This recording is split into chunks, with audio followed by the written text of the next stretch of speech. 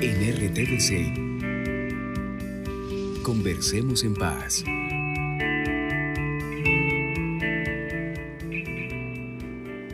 Yo estaba pensando cuando empezamos a imaginar cuál sería un escenario en el que los colombianos pudieran como sentirse involucrados, tocados, sensibilizados, si se quiera, con el tema de la paz. Porque a veces como que imaginamos que todos estos asuntos son de otros, ¿no? De la política, de los políticos, de los gobiernos, de los que están involucrados en las conversaciones y que salen por los medios, pero como que no hay una conciencia de que al final en esto también hay proyectos de vida, nombres, apellidos, familias enteras como las de ustedes, y que esta historia de la guerra no ha sido un cuento de los periodistas, un cuento de los políticos, un cuento de los grupos armados, sino que lo que ha involucrado es a seres humanos de carne y hueso, hombres, mujeres, que tienen familia, que tienen expectativas, que tienen sueños. Y eso es parte de lo que queremos conversar, es que podamos ponerle un poco el aterrizaje también, ¿no? Como de que hay seres humanos como ustedes que han estado vinculados a este conflicto y que no son ni monstruos ni personas que la gente no pueda tocar, acariciar, ver a los ojos, soñar, tener hijos, armar sus familias, imaginarse que hay todo un mundo por hacer. Eso es un poco la idea de lo que queremos conversar. Y por eso me parece interesante que contemos por qué estamos aquí. Yo les cuento por qué yo estoy aquí. Yo estoy aquí porque creo que hace muchos años, siendo periodista, conocí la guerra de la manera en la que la conocemos los periodistas. Y es que nos llevan a cubrir combates o nos llevan a mostrarnos una de las caras de la confrontación. Un combate en el Santander, y conocí y me llevaron a ver el resultado de ese combate. Y eran unas niñas del ELN, unas guerrilleras del ELN que habían caído en la mañana en un combate muy temprano, como a las 5. Y todos los periodistas íbamos allí llevados por el ejército para ver cómo era que había sucedido el asunto, o si se quiere más que cómo había sucedido, cómo estaban ahí los cuerpos. Y me conmoví profundamente porque no había visto, digamos, ese resultado de la guerra como en vivo, en directo. Y pregunté un poco qué había pasado, cómo era la historia. Y me imaginé que esas personas esa mañana habían tomado un café, habían tomado una aguapanela, se habían maquillado, tenían aretes, tenían anillos, tenían colitas en el pelo. Y de pronto ya no estaban, ¿no? Y de pronto pensé en sus familias y dije, bueno, y de alguna forma como que la reflexión interna fue, yo no quiero dedicarme a esto, a cubrir esto y a pararme en una cámara y decir 5 muertos hoy en la vereda. Hay que pensar es cómo es que es esta salida. Y desde ahí empecé a trabajar por la paz y creo precisamente que nosotros como colombianos nos la merecemos y por eso las oportunidades simplemente se dan y hoy nos da la oportunidad de estar aquí con ustedes. Esa es básicamente mi convicción. Creo que nos merecemos una oportunidad, un futuro y darnos cuenta que esta sociedad puede ser mejor y que tenemos que valorar a quienes han estado en la guerra y han tomado un camino como ustedes de salirse, de dejarla, y a quienes están tratando también hoy de construir su propio futuro, un futuro, un camino que ustedes seguramente en unos años que han estado en este programa de reintegración ya han recorrido y que por eso el testimonio es muy importante. Pero aquí un poco esta historia periodística tiene simplemente la intención de decir estamos entre iguales, somos colombianos, tenemos el mismo sentido de futuro para nuestra sociedad y por eso quiero saber un poco ustedes por qué están aquí. Pues cuenta primero Primero las damas, la compañera, las claro. niñas, porque tenemos aquí a la pequeña Maylin. A Maylin Dayana. Pues yo estoy acá porque quiero que todo el mundo sepa de que, o sea, de que se den de cuenta de la realidad, de los hechos, de que no piensen de que todo lo que se mira en televisión, de todo lo que se dice es la realidad. Hay cosas que no son así. Y por eso nosotros venimos acá a decirle al mundo qué es la realidad. O sea, qué es lo que estamos viviendo. Ahora con lo de la paz, queremos que se den de cuenta de eso también. Que nosotros también queremos la paz y nosotros la estamos ayudando a construir porque somos personas que ya salimos de ese grupo por dichos motivos, porque nos dimos cuenta de que eso no era no era bueno, de que estuvimos allá un tiempo porque no teníamos conocimiento de lo que era la sociedad, de que, de que eran los estudios, bueno, todo eso Falta que de se mira, oportunidad. falta de oportunidad. Bueno, pues en el caso mío yo estuve o sea, mi niñez fue allá, yo estuve desde los 12 años hasta los 20. ¿Por qué estoy yo acá? Porque he decidido decirle a todos los colombianos que las personas que estamos en proceso de reintegración y que terminamos de manera exitosa esa ruta de reintegración que ha sido partícipe la Agencia Colombiana para la Reintegración y la ACR, que son personas muy valiosas y como decía usted al principio, que ustedes la mandaban a cubrir reportajes de combates y que veía personas que estuvieron en la mañana bien y que por la tarde ya no existían. Así también mandan a las personas profesionales de reintegración a que traten con nosotros. No sé, ellos no saben a quién se van a encontrar, porque vemos personas fáciles de llevar y hay otras personas que son muy difíciles, en el sentido de que hay unos que les han cumplido, hay otros que no sienten que les han cumplido y hay otros que dicen, ¿yo por qué estoy acá? O sea, no entienden la razón. Yo estoy acá porque quiero contarle al mundo, a ustedes, y decirles que la reintegración en una persona sí cambia la vida. O sea, uno empieza, vuelve a nacer. Uno vuelve a nacer y vuelve a confiar en las personas, vuelve a que las personas confíen en uno. Y eso es lo que nosotros, o sea, lo que yo quiero, y por eso estoy acá. A ver, yo tengo que decirle a todos los colombianos y colombianas Y a nosotros aquí en la mesa. y a todos ustedes que el Sí. proceso de reintegración hoy es un proceso exitoso en este país. Pero también quiero decirle que aquellas personas que están en los grupos insurgentes son personas también de carne y hueso, no son seres extranaturales. Que hoy ellos están en ese proceso por X o Y situación. Pero también quiero hacerles un llamado a esos compañeros que están todavía allá,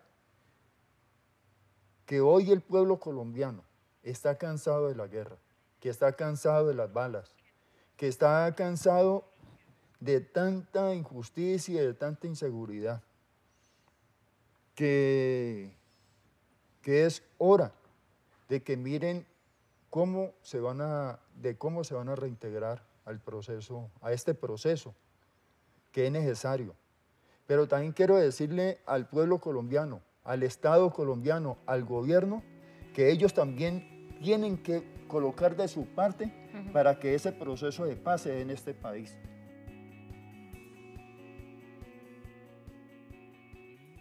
¿Y qué hace? Eh, ¿Cómo son sus días? A ver, mis días de que amanece, llevo a mi hijo a la institución educativa y salgo a trabajar. Tengo 2 trabajos en concretos, el trabajo social. Uno en el PTQ y en el barrio Floralia, donde trabajo con jóvenes de alto riesgo. Y diciéndoles a ellos del por qué no deben de continuar en el conflicto, porque es que es muy triste encontrar a un niño de 8 o 10 años cargando un arma allá. ¿Y los hay en Cali? Y los hay, ¿no? Es por doquier. Sí. Y niños y niñas cargando un arma. ¿Y por qué los niños y las niñas están cargando armas? Porque desafortunadamente el proceso de educación hoy es mediodía. Sí. Y tiene mucho tiempo libre. Y tiene mucho tiempo libre. Y papá y mamá están Están laborando porque la situación económica no les da para más. No Toca se trabajar. puede, claro. Nidia, esto de los niños cargando un arma, usted dice, yo llegué muy joven, ¿cómo fue todo eso? Y hoy, digamos, esa reflexión, usted tiene hijos y tiene esta niña que viene en camino, esa proyección, digamos, de verse de pronto cuando usted fue niña cargando un arma y ese escenario de lo que usted quiere para sus hijos, ¿cómo nos podría como reflexionar eso ahora?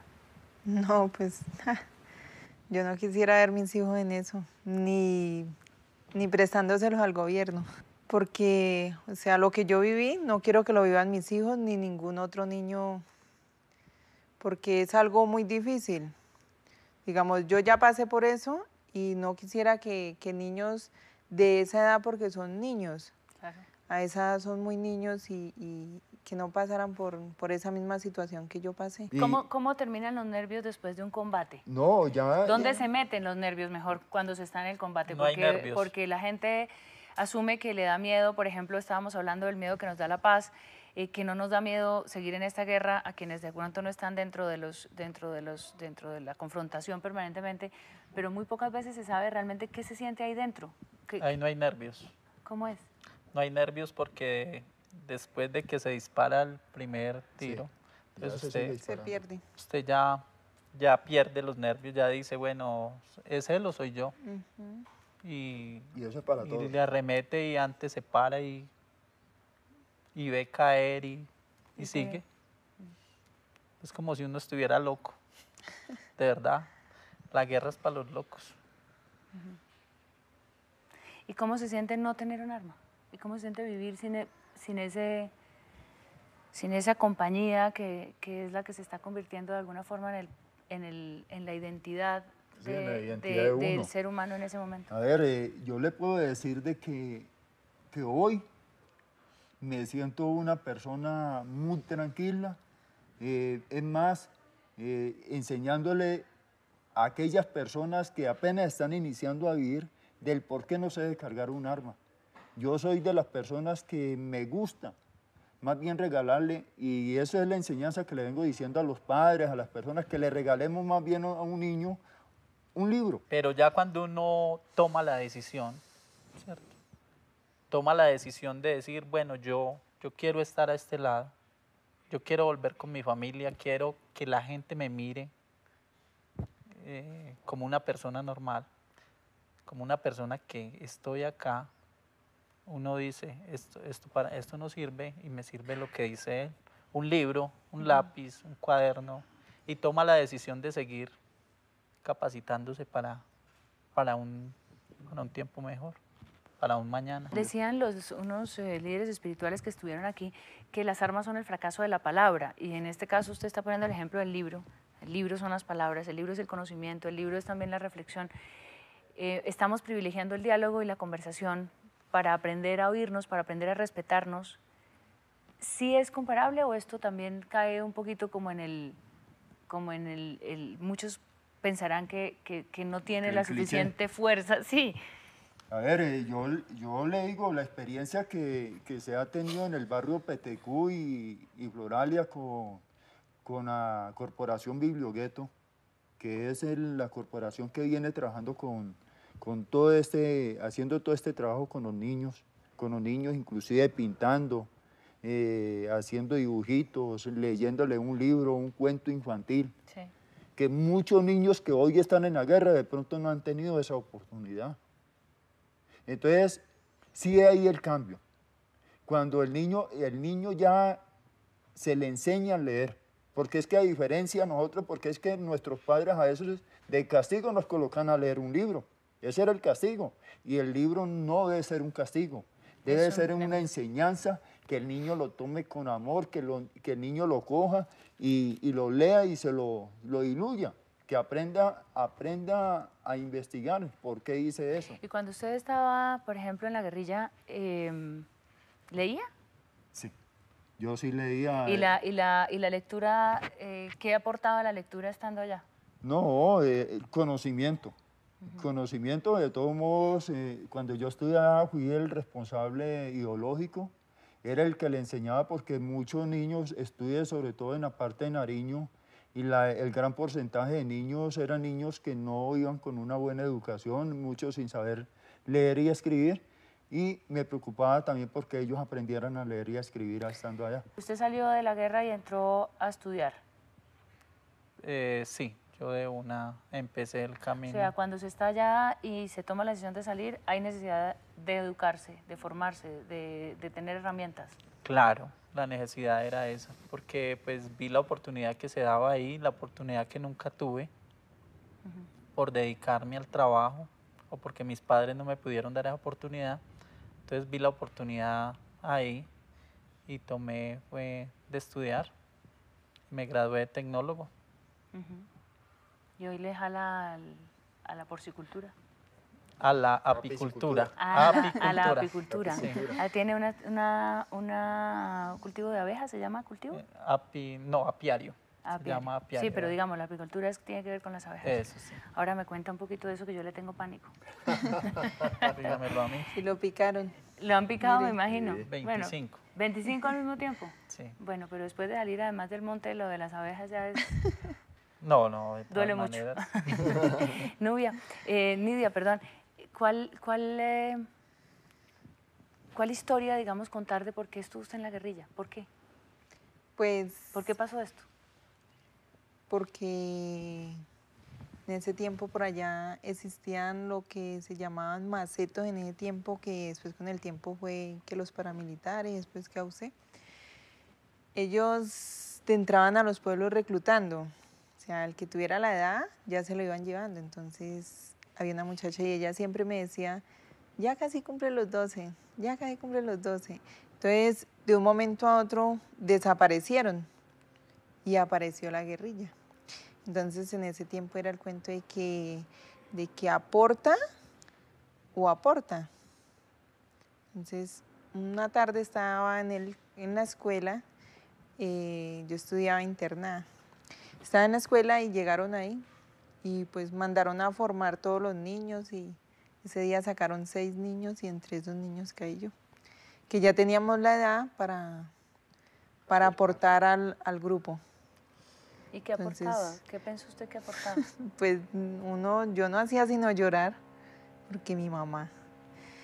Y no nos llevaron Pero no les preguntaron que si ustedes querían nada. de una. Solo nos dijeron, ustedes tienen que colaborar, tienen que aportar porque cada familia tiene que colaborar en algo. ¿Cuánto tiempo pasó allá? 8, iba para 9 años. Y cuando usted llega y esos primeros meses, digamos, ¿qué entiende que tiene que hacer? ¿Cuáles como las primeras como instrucciones que hay allí? Yo llegué, las primeras instrucciones fueron los primeros 3 meses de entrenamiento. Entrenamiento de orden abierto y cerrado. Y pues yo me encontré con muchos más niños ahí, pues al igual ya todo se iba tomando como con más seriedad, a pesar de que éramos niños, tomábamos las cosas ya muy en serio porque no veíamos salida. Por otro lado. Por otro lado, porque estábamos lejísimos, ni sabíamos para dónde nos habían llevado. Claro. Entonces, a medida del tiempo, en ese tiempo, nos dieron charlas del reglamento, pues nos hablaron del Estado, que si no, digamos, si nosotros no cumplíamos, y pues aparte de eso nos infundían mucho lo que era la deserción, que si nosotros nos volábamos de ahí nos mataban. Entonces nos aplicaban el dichoso consejo de guerra. Entonces nosotros pues el temor de que nos mataran, entonces hacíamos lo que nos decían. Claro. Entonces ese tiempo pues es muy duro. Porque ¿Su familia cuándo supo? ¿Cuándo se pudo volver a comunicar con su familia? A los 2 años. A los 2 años. Sí. ¿Con una carta o un mensaje? de No, alguien? estuve en el pueblo donde fui reclutada, estuve. Y pudo visitarlos. Pues ¿Y ahí. cómo fue la alegría cuando usted llegó al pueblo? Mi mamá, pobrecita, porque a los 15 días llevaron a mi hermana. ¿A los 15 días de su visita? No, a los 15 días de haberme llevado a mí, Se llevaron a se la llevaron hermana. a mi hermana, la mayor. Ya. Ella tenía 15 años. Y pues ella llegó allá donde yo estaba. Yo salía y ella entraba.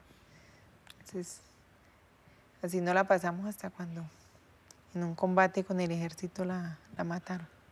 A su hermana mayor. Ay, Dios. En RTVC, conversemos en paz.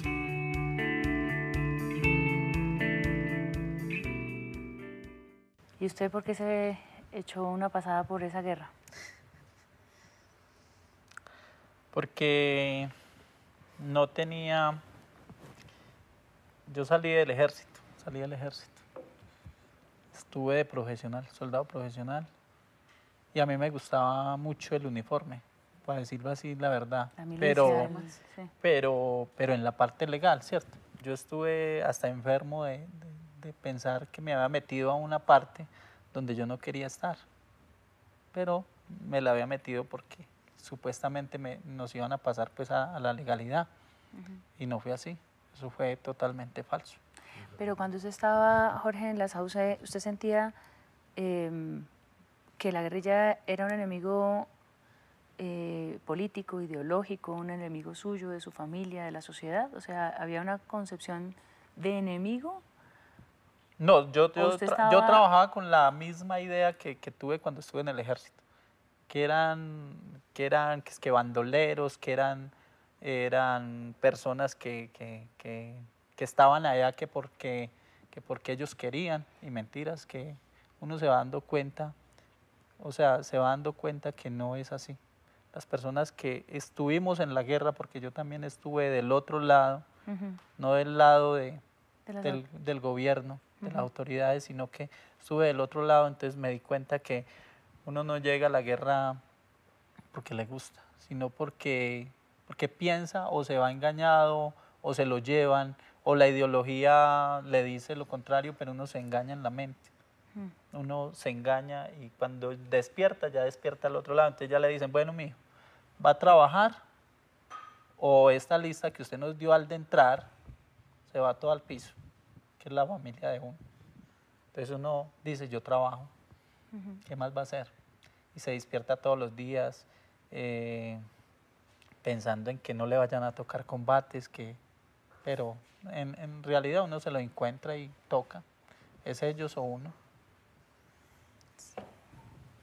Bueno, el caso Esas mío, canas, el caso mío sí ¿cómo- fue diferente. ¿cómo narran las cosas? Fue diferente porque, a ver, yo entré siendo muy joven, era estudiante y me gustó el Ejército de Liberación Nacional, me gustaron las ideas del padre Camilo Torres y entré a participar primero en la parte urbana y ya estando trabajando en las empresas municipales de Cali, era dirigente sindical, eh, comenzamos a tener muchos problemas de seguridad, tuvimos muchos compañeros asesinados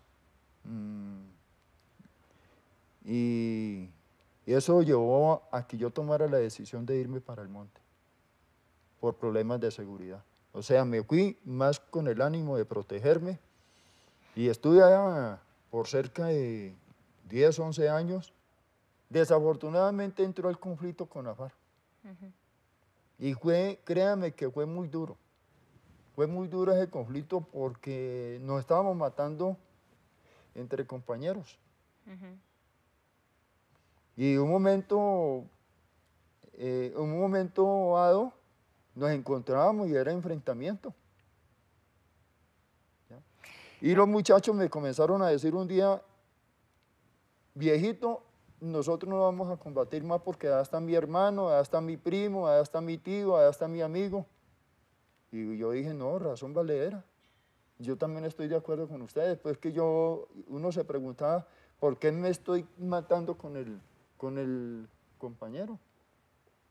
Y entonces tomé la decisión de pronto arbitraria ante los otros mandos de entrar en un proceso con el otro mando de la FARC y decidimos no tocarnos, no molestarnos e informarnos cuando íbamos a pasar por una ruta. Pero eso fue una bofetada tanto para para las comandancias fue una bofetada, tanto para la FARC como para el Ejército de Liberación Nacional. Y eso llevó a que me trasladaran a mí de Nariño al Cauca. Y en el Cauca pues, poco conocimiento todavía de la zona, y entonces me capturaron. Pero asumí el proceso y lo he asumido con la responsabilidad que hoy estoy dispuesto a trabajar en cualquier parte del mundo diciendo de que este proceso de reintegración es importante, que este proceso de reintegración es vital para que aquellos amigos que están allá todavía en el conflicto miren a ver cómo entran en un proceso de diálogo con el Estado colombiano pero es hora de que se acabe esta guerra, porque ya, de verdad, el pueblo está cansado de esto. Estamos cansados de esto. ¿Qué temores los asaltaron durante el proceso de reintegración? Es decir, cuando ya se enfrentan a la decisión, cuando ya son recibidos por el Estado, que de alguna manera han sido quienes los han atacado, digamos, desde el punto de vista de la confrontación armada, ¿no? Y ustedes están ya en manos del Estado y dicen, bueno, voy a confiar, que es algo que también es muy importante en esta relación, en esta conversación, la confianza que ustedes le han depositado al Estado, en función también de decir, bueno, aquí hay mi vida, digamos, está en sus manos, porque ustedes entran también en un periodo de salvar su vida. Sí. ¿Qué es lo más difícil en ese proceso? ¿Qué se encontraron, digamos, un momento en que hayan estado dudando en que este proceso no iba a llegar hasta donde están hoy, que están convencidos de que fue lo mejor? Pues nosotros cuando nos desmovilizamos, los primeros rumores que surgieron entre los mismos compañeros era que íbamos a terminar lo mismo que el M-19, que a la mayoría los aniquilaron. Porque pues nos dijeron, al principio nos dijeron, bueno, ustedes van a tener 18 meses, nos decían los comandantes que eran de pago, o sea, mes a mes nos iban a llegar un sueldo y que ya, o sea, 18 meses sin delinquir y ya, el proceso se iba a terminar. Luego a los 18 meses nos hacen otra llamada y nos dicen que sí, que el periodo continúa. Hasta subieron la ayuda humanitaria. Y luego empiezan a decirnos de la ley, que iba a venir algo de la ley 1424. Nosotros dijimos que mentira, que nos presentáramos otra vez, nos presentamos masivamente y nos tomaron otra vez los datos de nuevo, que es que una segunda desmovilización, que ahí fue donde yo creo que prepararon el camino para la ley 1424, que ni siquiera nosotros nos dijeron nada, solamente abrieron esos expedientes y hablaron, pues, no, o sea, yo no digo que nosotros no merezcamos eso, ¿cierto?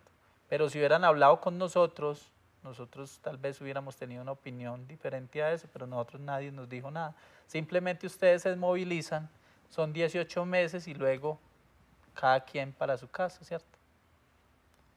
Luego viene este proceso de la ley 1424 y ahí es donde nos complica un poco la situación. Discúlpame, lo que pasa es que en la 1424 dicen que aquellas personas que hayan participado en procesos en crímenes de lesa humanidad irán a ser juzgados. Sí, es el tema de la justicia ¿Ya? y quiero llegar ahora ya para hablar también del tema de la verdad. Sí. Bueno, porque creo que ahí hay un punto fundamental y es que se genera la demanda de verdad para ustedes que estuvieron allí, pero también la fuerza de la verdad que transforma no solamente a quienes ustedes les hicieron daño, sino que a ustedes mismos. Nidia, ese proceso de reintegración de lo que estábamos hablando ahora, en ese proceso, ¿qué fue lo más difícil? No, pues, digamos, lo más difícil es cuando uno está que sale del hogar de paz o cuando sale, así como lo llamaban, primero que la llamaban albergue, es cuando uno sale de ahí porque uno sale como, digamos, con una expectativa de que si yo salgo de aquí, ¿será que... ¿Para dónde voy? ¿Para dónde voy? ¿Qué me pasará si salgo de acá? Porque se me acaba la protección que tengo digamos, de las personas que nos están cuidando. Entonces sale uno como con ese temor de que si yo me voy por este lado, alguien me debe estar esperando afuera porque uno siempre manejaba eso de que lo que el Estado hace, lo que uno hace, allá lo saben. Entonces uno dice, o por lo menos yo decía, no, o sea, terrible porque no sé, mi seguridad, o sea, era el problema de la seguridad que uno decía, o sea, ¿no? Eso fue lo más difícil, digamos, empezando, porque ya con el tiempo ya empecé como, digamos, que esto sí me sirve, el acompañamiento de las psicólogas, que todo eso, entonces lo ayudaba a uno como a pensar mejor las cosas y a decir, no, sí voy por un buen camino y ya más después cuando mi primer hijo y yo, no, esta es Ya vamos ya hasta la adelante. libertad, sí, no, y lo más que uno valora es la libertad, digamos, voy a salir y me voy y ya, no tengo que estarle pidiendo permiso a nadie para moverme para ningún lado, mientras que allá uno prácticamente viviera retenido también, porque ¿para dónde se iba a mover uno? Si salía a 200 metros ya lo Está estaban desatando. juzgando, sí. Sí. Entonces, Pero Nidia, y la reflexión, digamos, de esa seguridad, ¿cómo la afecta con el proceso de paz hoy? Digamos, usted viene de las FARC están en La Habana, ¿usted siente de alguna forma, y se lo transmito porque sé que existe también ese temor de muchos compañeros suyos del proceso de reintegración que pueden decir, bueno, y si vienen estos, nos puede pasar algo? ¿Eso existe o no? pues muchas personas dicen, digamos, estamos hablando con la verdad, ¿cierto? Sí. Muchas personas dicen, por lo menos, habemos muchos que nos hemos capacitado, ¿cierto? Hemos culminado el proceso con éxito y tenemos un trabajo estable y pues para nosotros las cosas se nos facilitan. Pero aquellas personas que de pronto como que, ahí sí como dicen, por unos, pagamos todos. Entonces hay muchas personas que no, o sea, Que no eso tienen la misma mentalidad. no tienen esa mentalidad de que yo sí quiero salir adelante, entonces estas personas hacen de que creen controversias en este proceso porque ellos dicen, si salen esas personas de allá, son miles, ¿cierto? De las FARC son muchísimas personas que van a salir en este proceso. Si no hay trabajo para estas personas que estamos acá afuera, ¿dónde van a meter ese resto que va a salir? Entonces, pues en parte, el proceso de paz, muchas personas piensan que no tiene nada que ver con ellos, porque dicen, no, eso es allá ellos, el gobierno con la guerrilla, allá miren ellos porque cómo se defienden. Aquí es un llamado que hay que hacerle a los empresarios, al mismo Estado. Al mismo Estado, porque es que el Estado debe comenzar a dar el ejemplo de colocar personas en proceso de reintegración. Y hacerle el llamado a los empresarios que nosotros ya tenemos ejemplos, tenemos muchos compañeros culminados exitosamente y que hoy estamos siendo ejemplos en la sociedad. Unos compañeros hoy emprendedores, otros compañeros con trabajo social, otros compañeros con diferentes ideas, pero le estamos mostrando al país que nosotros le estamos aportando un grano de arena a la paz de este país. Hoy me parece que ustedes además en esta conversación son muy valientes de contarle esto al país, de mirarlos a los ojos, de decirles aquí estamos, hicimos esto por las razones que sean, pero aquí estamos contando nuestra experiencia, porque creo que también es necesario recuperar un poco ese valor y ponerlo sobre la mesa. Ese entorno hostil, ¿cómo generarles confianza? Porque también hay un tema es donde la gente dice, vamos a pensar en el arrepentimiento. ¿Ustedes creen que el arrepentimiento, que de alguna forma es parte de ese proceso que ustedes ya han hecho, es el aporte para que la gente confíe en ustedes? Lo que pasa es que cuando uno sale o sea, de esa situación en que estábamos, sale y usted dice, si yo le digo a esa persona que yo pertenecía a tal grupo, esa persona yo creo que no va a creer en mí. O sea, esa es la mentalidad que tiene uno. Hay el temor. Ese es el temor. Y lo ha existido porque tenemos, Y ejemplo, uno dice- una persona, por ejemplo, llega un joven de estos y va y se ubica en una vivienda y el solo hecho de que esa persona que le alquiló la vivienda a un participante se dé cuenta que es un desmovilizado, inmediatamente le pide la pieza. ¿Qué es lo que le estamos diciendo nosotros hoy como participantes a los empresarios? Que no nos miren como desmovilizados, que nos miren como cualquier persona, que si nosotros no damos rendimiento, obvio, nos despidan, pero que si nosotros le estamos dando rendimiento, que se nos respete esa condición. Que eso es una segunda oportunidad que ustedes mismos se han labrado y que han trabajado por ella. ¿Cómo se ha ganado usted la confianza de su Pues- entorno, incluso hasta de su familia también, de amigos, Sí. de mucha gente que también en el entorno más cercano tiende también a tener un poquito de miedo, ¿no? Sí, De claro. lo que pueda pasar con la llegada? No, pues en mis trabajos, en las empresas donde he trabajado, siempre pues muy cumplida, la disciplina, eh, siendo honrada y honesta. Siempre en las empresas donde he trabajado, siempre le he dicho al gerente o a la persona encargada lo que pasa, pero siempre les digo, yo soy una persona muy responsable y como le digo, por culpa de unos pagamos todos, pero las personas que venimos de por allá sabemos valorar lo que nos dan.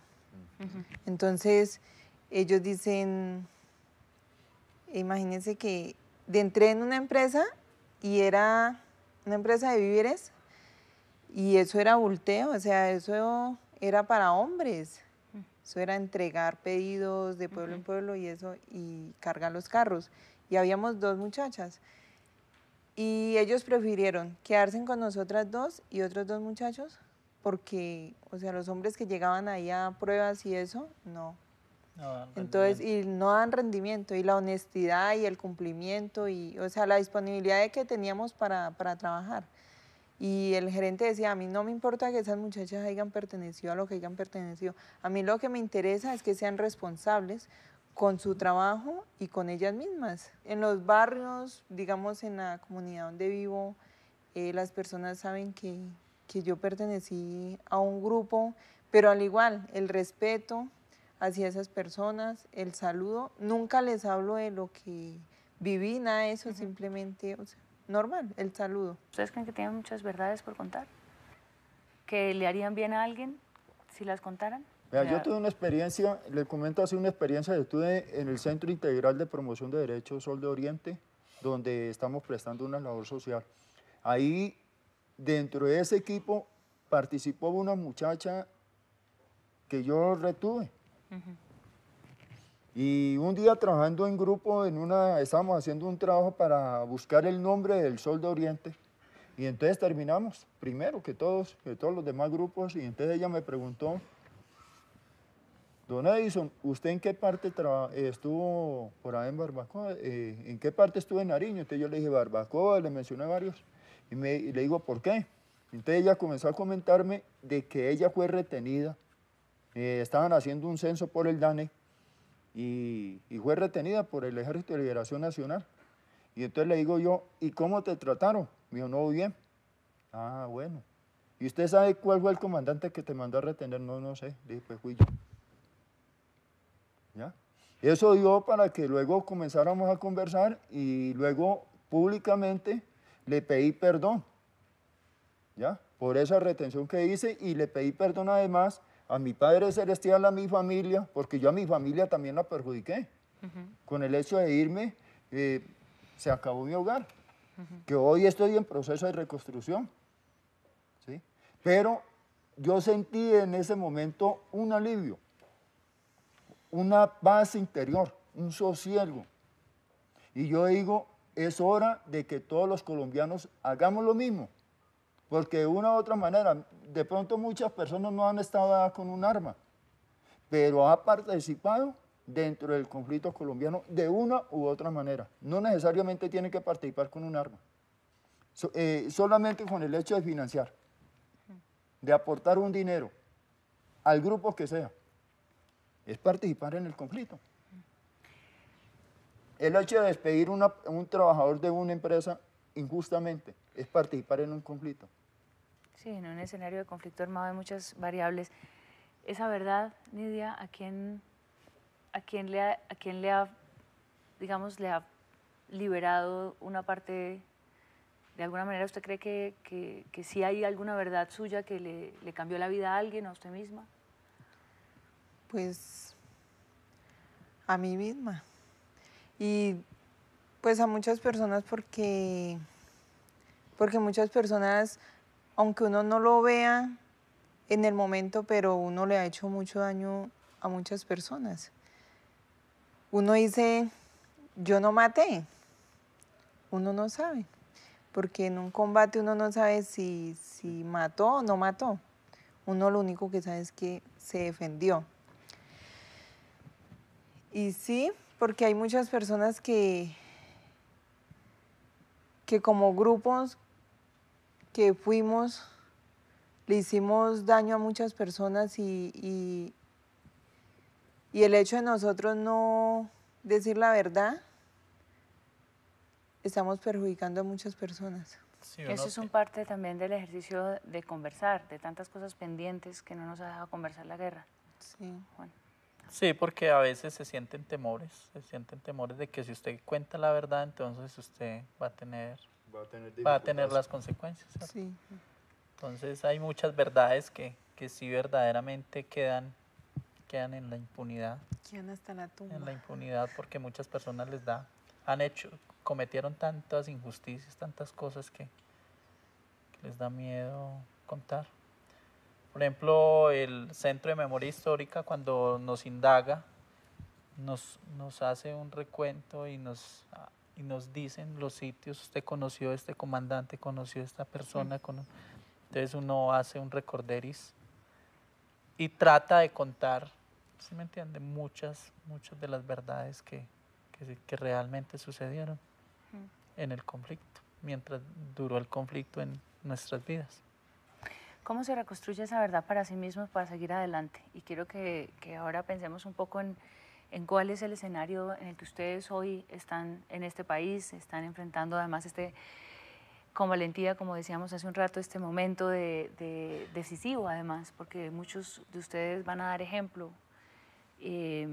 para que entendamos la reconciliación, la importancia que tiene. Es decir, ustedes están diciendo, de nosotros vienen algunas verdades dolorosas.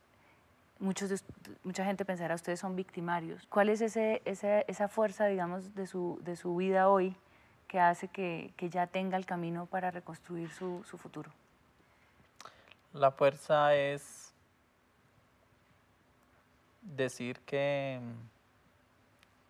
esto sucedió pero de todas maneras uno tiene que decir: yo soy culpable. De una u otra manera yo soy culpable de lo que sucedió, tanto por la integridad de otras personas como la integridad de uno mismo y la integridad de la familia. Porque uno entrar a un grupo y ser capaz de dar el nombre de la mamá, del papá, de los hermanos, para poder pertenecer a ese grupo, imagínese qué es lo que está haciendo uno. Es decir, bueno, si usted hace alguna cosa, comete una cosa acá diferente a la disciplina de este grupo, todas estas personas van a hacerla y usted, no importa, hágale. Entonces, eso es... No medir las consecuencias. No medir las consecuencias. No sé en qué está pensando uno. No, es que, a ver, muy de pronto las personas dan nombres sin pensar en esas consecuencias, porque es que no se piensa, sino que lo da como si parte de novedad. A ver, yo se lo digo porque pues yo recogí muchas personas, no como de pronto vi que la hacen la FARC. A ver, yo estuve, por ejemplo, en una población de Iscuandé cuando el gobierno mandó a fumigar y la gente quedó sin qué comer, sin qué trabajar, porque no perdió todo, o sea, la fumigación les quemó todo. Los cultivos, sí. Y entonces resulta que uno como grupo llegaba con remesa y uno no hacía comida, para uno solo, sino que hacía comida para todos los que se arrimaban ahí. Entonces cuando uno estaba por ahí 3, 4 días y cuando uno salía, no necesitaba llevarse los muchachos se iban con uno. Para ir a comer. Nada más por la comida, nada más por eso.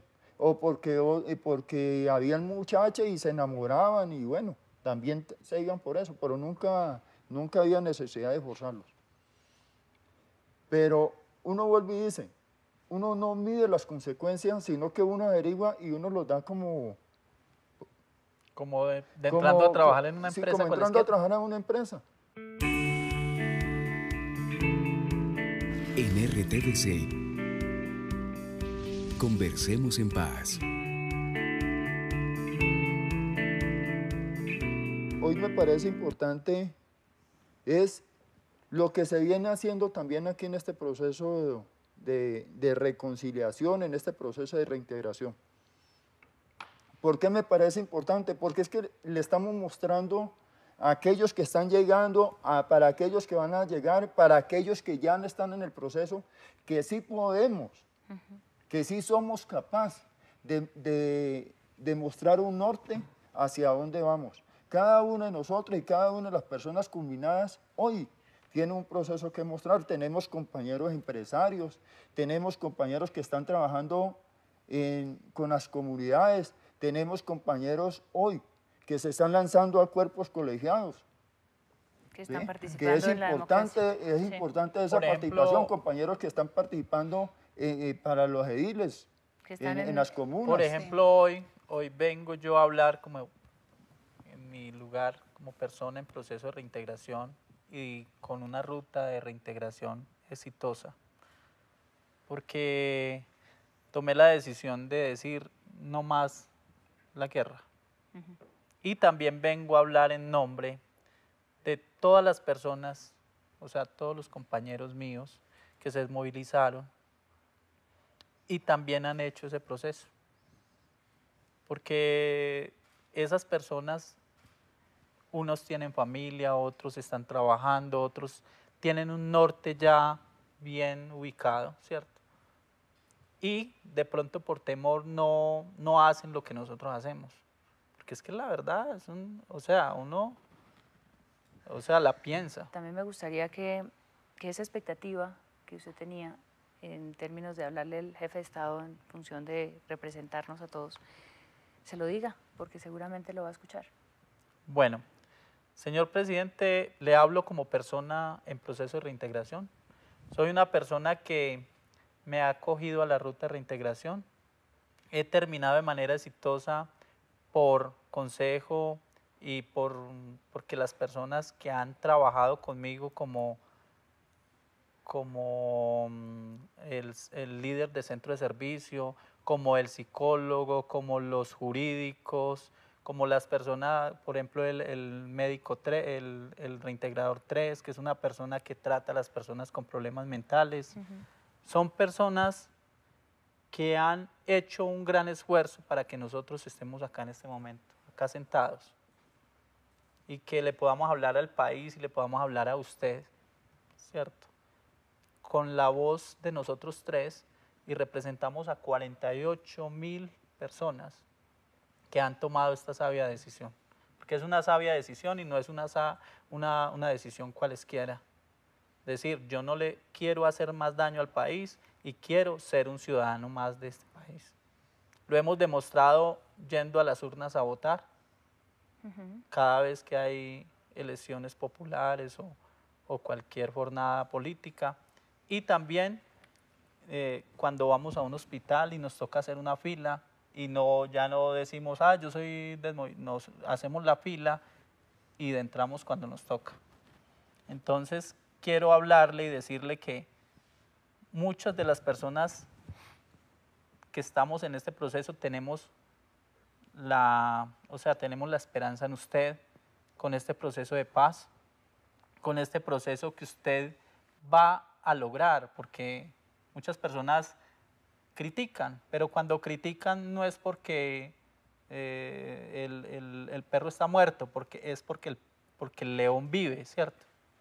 Entonces este proceso puede llegar a su triunfo, y también que nos escuche a nosotros, también que mire los casos, que revise los casos de nosotros y que diga que no haya un retroceso en nosotros, que si usted se mantiene firme y nos ayuda, o sea, nos ayuda de una u otra manera, y con el sector, o sea, con las personas humanitarias internacionales, y todas estas personas nos ayudan, nosotros vamos a ayudarle a usted a construir esa paz tan anhelada que usted piensa.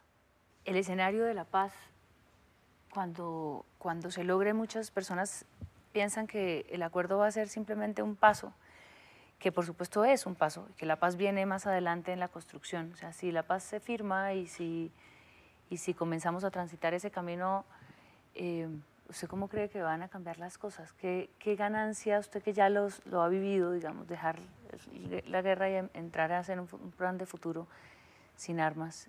¿Cómo va a cambiar este país? Pues va a cambiar porque muchas personas de las que están por allá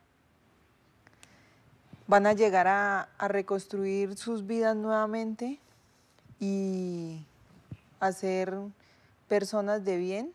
No es que sean personas de mal, pero le hacen el mal a las demás personas sin pensarlo. Porque como yo ya lo viví, ya pasé por todo ese proceso, que es un proceso muy bueno, muy exitoso, esas personas y el país va a tener un cambio, porque ya las personas que viven en la ciudad van a decir, bueno, por una parte hay que mirar de que las personas que están en la ciudad, que nunca han compartido con un grupo, ellas van a durar mucho tiempo como para adaptarse a estas personas que vienen de ese grupo, porque aparte de todas estas personas, pues llegan con una expectativa de que, bueno, y nosotros vamos a llegar y ¿qué? ¿Qué vamos a hacer? ¿Qué es de nosotros? ¿Dónde nos van a meter? ¿Se tienen que preparar más los que vienen o los que están recibiéndolos? O sea, la sociedad.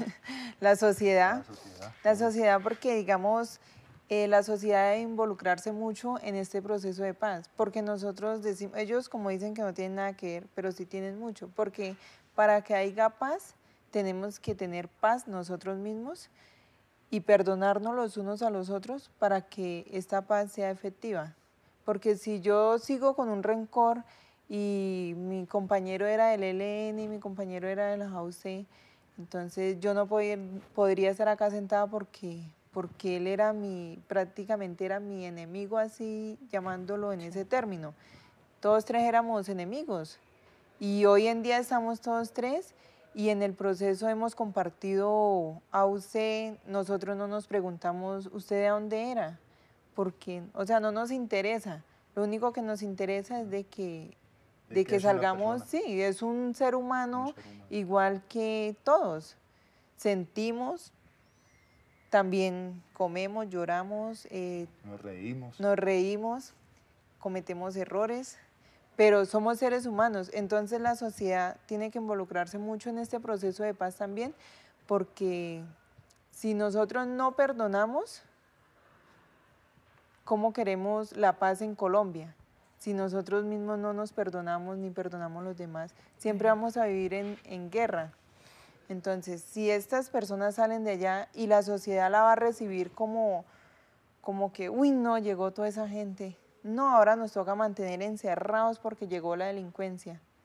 Entonces, tenemos que actuar como seres humanos y como personas que dicen ser estudiadas y capacitadas, que piensen mejor, o sea, piensen. La frase, ponerse los zapatos del otro, ¿cierto? Póngase en los zapatos de esas personas que vienen de allá, así como nosotros vivimos este proceso y sentimos el rechazo de la sociedad cuando llegamos, así mismo estas personas que vienen van a sentir eso. ¿Por qué?